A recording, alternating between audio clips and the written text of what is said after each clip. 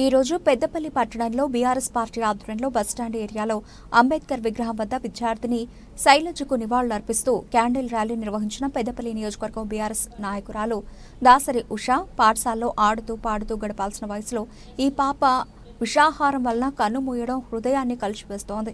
ఈ పాప మరణానికి ఎవరు బాధ్యత తీసుకుంటారు? 25 రోజులుగా శైలజ వెంటిలేటర్ మీద అనుభవించిన నరకానికి ఎవరు జవాబుదారి? ఆ తల్లిదండ్రులు గుండె కోతను ఎవరు తీరుస్తారు? శైలజ మృతదేహాన్ని ఎందుకు దొంగచాటున తరలిస్తున్నారు?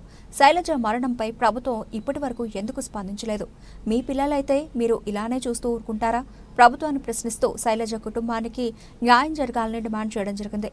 ఈ కార్యక్రమంలో బీఆర్ఎస్ నాయకులు ఎండి ఖదీర్, సామోజు రవితేజ, కాల్వ శ్రీరాంపూర్ యూత్ అధ్యక్షుడు Ravi, Mirjampet social media incharge Nani, Pedda Kalvala youth Chitavena Vineeth Kumar, Telangana Jagruthi నాయకుడు వల్లం ముమేష్, ఎండి సోహల్, ఉషాక అభిమానులు, మచ్చ రాహుల్, జనగామ చిన్ను, హనీ తదితరులు పాల్గొన్నారు.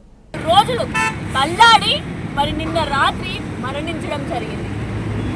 మరి ఇది సహజ మరణం కాదు, ఇది బరాబర్ కాంగ్రెస్ ప్రభుత్వం హత్య అని అంటాం.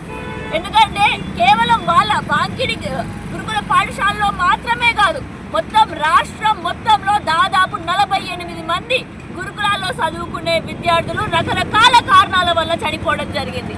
దాదాపు 950 మంది నేడు కూడా మత్కల్లో జిల్లా పరిషత్ హై స్కూల్ పాఠశాలలో మరి మిడ్ డే భోజనం తిని మధ్యాహ్న భోజనం వల్ల 100 మంది విద్యార్థులు అస్వస్థతకి గురయ్యి మరి పొట్టలు పట్టుకొని ఏడుస్తూ మరి వాళ్ళ శోకం ఎవరికి తెలుస్తుంది? ఆ తల్లిదండ్రులు వాళ్ళ బిడ్డని కోల్పోతున్నారు, వాళ్ళ బాధ ఎవరు తెలుస్తుంది? మరి నేడు పెద్దపల్లి నియోజకవర్గంలో బీఆర్ఎస్ పార్టీ ఆధ్వర్యంలో శైలజకి నివాళులు అర్పించడం మరి కొవ్వొత్తుల నివాళుల మరి ఇక్కడ మాత్రమే కాదు, కొవ్వొత్తుల నివాళుల మరి ఏ విధంగానైతే 1300 మంది అమరవీరులు మనకి ప్రాణ త్యాగం చేసిల్లో మరి ఈ కొవ్వొత్తుల నిదర్శన ఏంటంటే వాళ్ళ ఆత్మలు ఇంకా తృప్తిపరిచేలాగా మనం చేయకపోవడం. మరి దేనికైనా ఇట్లాంటి బిడ్డల బతుకులు ఇంకా కోల్పోవద్దు మనము అని అంటే కాంగ్రెస్ ఓటేసిన ప్రతి ఒక్కరు కూడా మాట్లాడాలి. ఎందుకంటే మన చేతితోటే ఓటేసి మరి కాంగ్రెస్ పార్టీ నేడు ఆ పీఠం మీద నిల్చోబెట్టినాం కాబట్టి కూర్చోబెట్టినాం కాబట్టి మనం మాట్లాడకపోతే మరెవరు మాట్లాడతారు? మరి నేడు ఈ చావులో మనకి కూడా ఆ భాగం ఉండదని మర్చిపోవద్దు.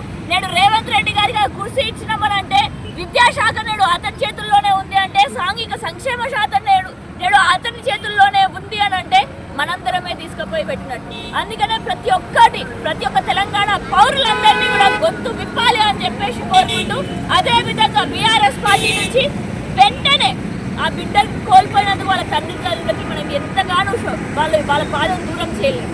కానీ కనీసం ఆర్థికంగా కొంచెం వాళ్ళ భుజాల పైన కొంచెం వజన్ తక్కువ చేయడానికి ఎక్స్గ్రేషియా 50 లక్షల రూపాయలు ఇవ్వాలి అని చెప్పి డిమాండ్ చేసుకుంటూ, అదే విధంగా ఈ చేతగాని వాళ్ళు ఎన్ని రోజులున్నా కూడా మళ్ళీ ఇదే విధంగా మన బిడ్డలు ప్రాణాలు కోల్పోవాల్సి వస్తుంది. అందుకనే ఈ చేతగాని వాళ్ళు ఆ కుర్చీ మీద ఉండద్దు అని చెప్పి రేవంత్ రెడ్డి గారు ఈ శాఖకు అసలుగా పనిచేయరు, ఈ విద్యాశాఖకి సాంఘిక సంక్షేమ శాఖకి మీకు కూడా ఆ కుర్చీ సరైపోయినట్లేదు. మీరు కూడా ఆ కుర్చీకి తగినట్టుగా వ్యవహరించుకోకపోవడం వల్లనే ఇవన్నీ జరుగుతున్నాయి. కాబట్టి తక్షణమే మీరు కూడా రాజీనామా చేయాలి. ఎందుకంటే ఒకనాడు లాల్ బహదూర్ శాస్త్రి గారు మీ కాంగ్రెస్